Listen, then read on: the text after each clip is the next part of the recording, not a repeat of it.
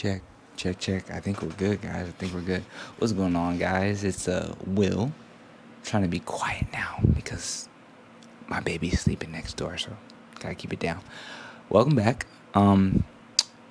If it looks weird, I just went to the dentist and got a filling, so I'm still numb as hell. Might be tripping over my tongue, but I'm low key behind in making videos, so I want to stay on track. So, anyways, let's begin. Alright guys, sorry, camera died. Had to swap out batteries. But let's review so far what's going on for week 1 and week 2 of Avocademy, right? Week 1 you had to come up with 3 problems that you wanted to ideally have as ideas to move forward with a application or a website later down the road, basically, right? So they have you pick 3, one being your focal point. So my 3 were I'll get to my first one later since that's the one I'm continuing with. But my second one was for new parents, almost like a website or app that has everything included in it as far as milestones for your babies, quick dinner ideas, stress relievers or things to do to relieve stress, just like tips, basically, like tips and tricks, but also not only just focused on the parents but also the baby, like like an app or website that had everything like that together in one. That was my runner-up. My third one was I'm into cars, so almost like an app or website that has information about racing, which you need to prep your car in order to go and take it to the track. Depending on what event you're running, what are the rules of that track event, whether it be autocross or drifting or actual like road course, stuff like that, what the flags mean. So something like that, so it's not so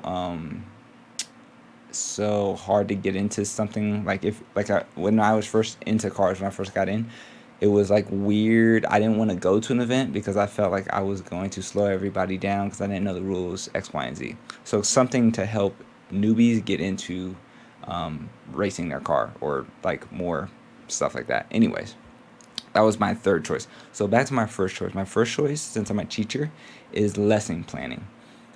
There's lesson planning built into our day, at least here in Clark County, but a lot of that is trumped with so much other stuff that lesson planning oftentimes gets done after work hours, contracted hours, or even on the weekends.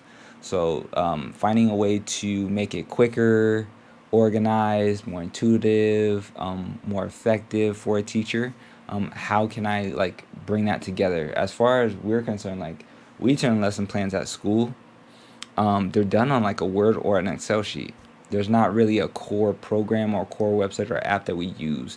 There is a website called Curriculum Engine that was used before, but it's slightly outdated. UI is not, it's ugly. They do have the standards on there, so it's easy to drop a standard on there and whatnot. But it definitely needs like a refresh and a retouch on that. So that's the problem that I came up with, that I went with. I submitted that to the Slack channel under the mod 1, and a mentor basically approved it, and I moved on. So that was like the activity mod 1 week 1. Module 2 has 3 activities. Sorry, I'm looking at the schedule to see.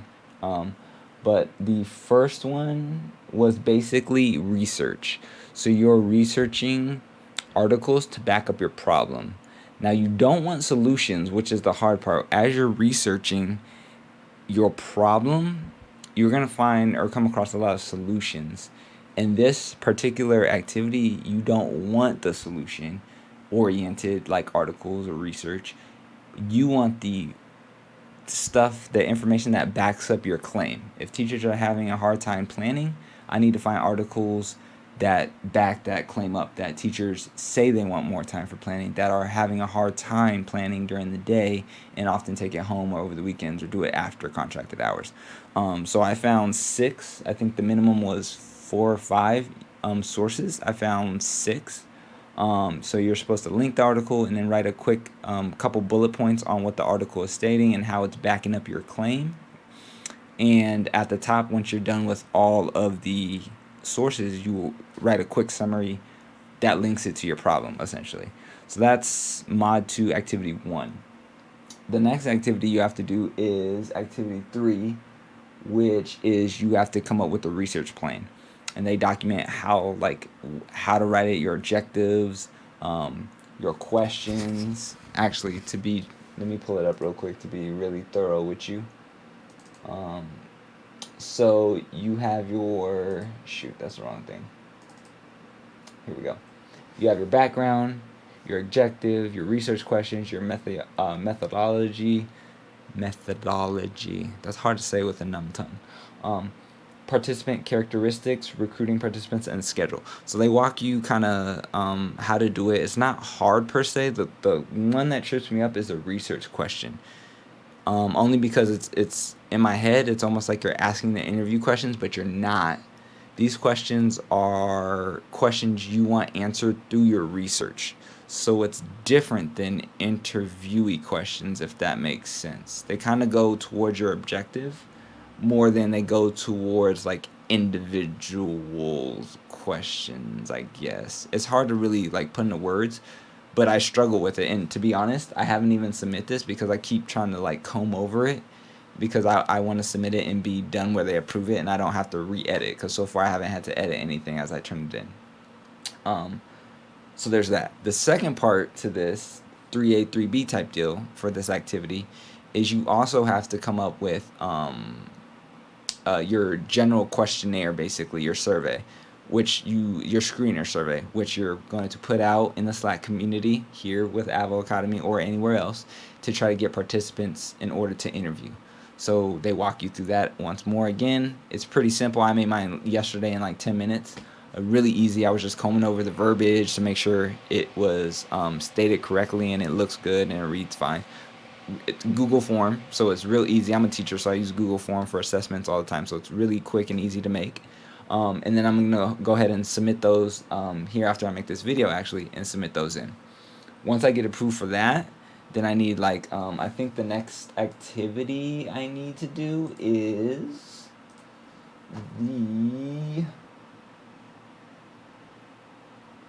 actually, I think that might be it. Let's see. Hold on. I'm looking real quick. Complete the screener survey, research plan, screener survey, interviews.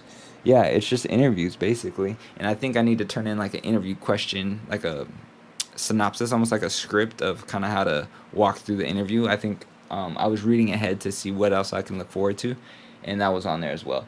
So far so good, really easy. To be honest, I'm on track to meet the 8 weeks so far. My start date was December 12th. The only thing is I'm on winter break right now as a teacher, and so technically I want to like start cranking these out as fast as I can. I am doing pretty well at doing the reading and watching the videos, but when it comes to the activity, I like to second guess myself a lot. So I'm having to go back, edit, and I'm trying to basically I'm being a perfectionist, and I don't know, that might be hurting me in the long run because I'm trying to get through this material and submit as fast as I can, but on the same account I'm combing over it too much, I think, and I should be able to just turn it in and let the mentors tell me what to fix, right? So that's on me, but so far so good. I don't have any critiques on it so far. If anything, I'm not being active enough in the Slack community as far as participating in like the study groups with the other kids, or adults in my cohort who are having study groups, stuff like that. I mean, I have kids and stuff, so I have a lot of stuff going on, but I guess it could be more active. I haven't technically fully used it to its ability as far as the Slack community or the mentors, because I haven't had a one-on-one yet, which I'm pretty sure I'll be using soon, only because activities seem to be picking up steam as far as complexity. So I do see myself using that part or that aspect of Avocademy coming up soon. Otherwise, everything is great so far. There was another win posted in the Slack community under the wins tab, which is pretty freaking awesome. Maybe I'll screen share later the win, just because it's freaking awesome. But the wins channel is just like, it gets me hyped because as somebody who's making a career transition, it still reaffirms that, hey, like, people are still getting jobs out here, right? They're still winning. And this person, she got let me scroll down real quick. She got a win. Oh snap, there's another win posted. It was there's just been an update. There was one posted 2 hours ago. God, that's dope. Okay, so the one posted yesterday, $166,000 starting salary, remote. That's wild to me. That is wild. Even half of that, 80-ish, coming from a teacher salary of 50. Man, remote, guys, guys.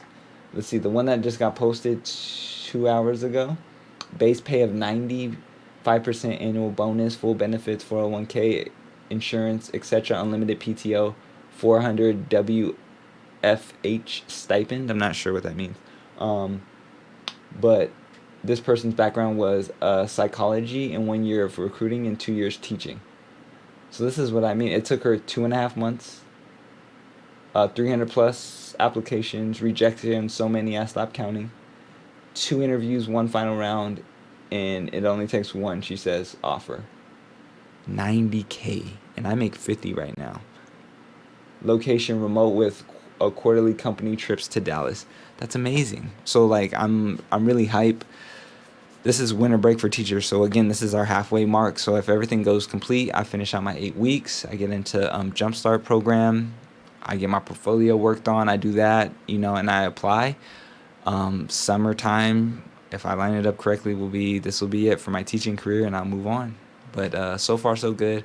Again, I'm gonna try to stay on track with these videos, and I'm talking too much. So I will see you guys next time for the summary, I guess, of module 3. Since if I pass with module 2, then interviews will be up in module 3 activities.